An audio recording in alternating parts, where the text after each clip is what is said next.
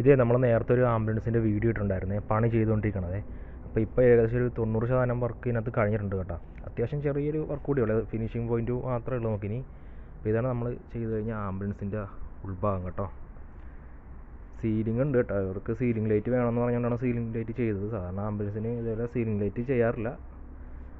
പിന്നെ കബോർഡിൽ ലൈറ്റ് ഉണ്ട് കേട്ടോ. അതിൻ്റെ ലൈറ്റ് സാധനം വരാത്തതുകൊണ്ട് നമ്മൾ വെച്ചിട്ടില്ലേ.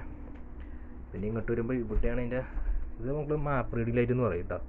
ഇത് നമുക്ക് ഇൻവെർട്ടറും അതേപോലെ തന്നെ പുറത്തുനിന്നുള്ള 220 ഷോർ ലൈനും ഇൻ്റർചേഞ്ച് ചെയ്യാനുള്ള ഒരു സ്വിച്ചാണ്. പിന്നെ ഇതാണ് നമുക്ക് അതിൻ്റെ സ്വിച്ച് പാനൽ വരുന്നത്. അതിനകത്ത് തന്നെ വോൾട്ടേജ് കാണിക്കുന്നുണ്ട്, USB കിട്ടും. പിന്നെ ഇത് നമുക്ക് ഇൻ്റർകോം, പുറകിലും പിന്നെ ഡ്രൈവർ ക്യാബിനുള്ള ആൾക്കാർക്ക് സംസാരിക്കാനുള്ള ഇൻ്റർകോമാണ്, വയർലെസ് ഇൻ്റർകോമാണ്.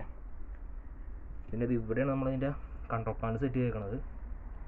ഇതിൻ്റെ അതാണ് കേട്ടോ. ഇതിപ്പോൾ ബാറ്ററി ചാർജർ കേട്ടോ. പിന്നെ അവിടെ ഇൻവെർട്ടർ വെച്ചിട്ടുണ്ട്, വാക്യൂം പമ്പ്, കുറച്ച് കാര്യങ്ങളൊക്കെ സെറ്റ് ചെയ്തിട്ടുണ്ട്.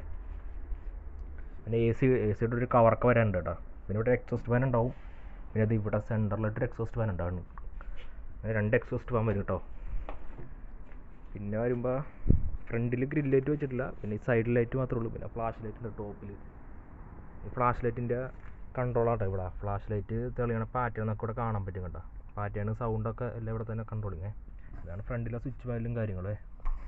കുറച്ചുകൂടി പണിയുണ്ട് കേട്ടോ. ഇപ്പോൾ പണി കഴിഞ്ഞു, ഇനിയിപ്പോൾ സീലിംഗ് ഒക്കെ ചെയ്യാനുണ്ട്, അതേ ഉള്ളൂ. പിന്നെ ഫ്രണ്ടിൽ നമ്മൾ AC വെച്ചതിൻ്റെ കുറച്ച് പണി ബാലൻസ് ഉണ്ട്, ചെയ്യാനായിട്ടുണ്ട്. കവറും കാര്യങ്ങളൊക്കെ ഇടാനുണ്ട്. പിന്നെ ഇവിടെ 2 ഗ്രിൽ ലൈറ്റ് കൂടി വരും കേട്ടോ, ഫ്ലാഷിംഗ് ലൈറ്റ്. ഇതാട്ടോ നമ്മുടെ വണ്ടിയെ. അപ്പോൾ ഓക്കേ.